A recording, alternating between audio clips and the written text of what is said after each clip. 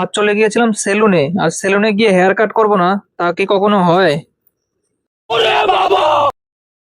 Hello বন্ধুরা, good evening, কেমন আছো? আর তোমরা দেখতেই পাচ্ছো আমার চুলদারিগুলো বড় হয়ে যাওয়ার কারণে নিজেকে পাগল পাগল মনে হচ্ছে। তাই চলে এসেছিলাম সেলুনে হেয়ার কাটিং এর জন্য। এদিকে সেলুনে আসতেই দেখি সেলুনে অনেক ভিড়। আর একটা কথা আছে না, সেলুনে আসবো আর অপেক্ষা করবো না তা কি কখনো হয়? এদিকে অবশেষে অনেক অপেক্ষার পর আমার হেয়ার কাটিং শুরু হলো, আর হেয়ার কাটিং করতে করতে আমরা অনেক রকমের গল্প করতে লাগলাম। এদিকে বাইরে অনেক বৃষ্টি হওয়ার কারণে এই বৃষ্টিতে কোথায় আর যাব। আর আমার মুখে অনেক দিন ফেসিয়ালও করা হয় না, তাই ভাবলাম একটু ফেসিয়াল করে নিই।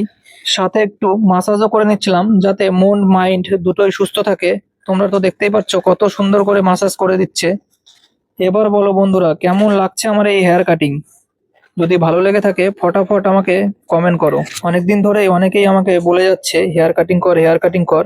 হেয়ার কাটিং না করলে নাকি আমাকে ভালো লাগে না। তাই আমি চলে এসেছিলাম হেয়ার কাটিং করতে। আর দেখো হেয়ার কাটিং করে আমাকে কেমন লাগছে। কমেন্ট কিন্তু করতে ভুলবে না আমাকে। ভালো লাগলে অবশ্যই অবশ্যই আমাকে কমেন্ট করে জানাবে।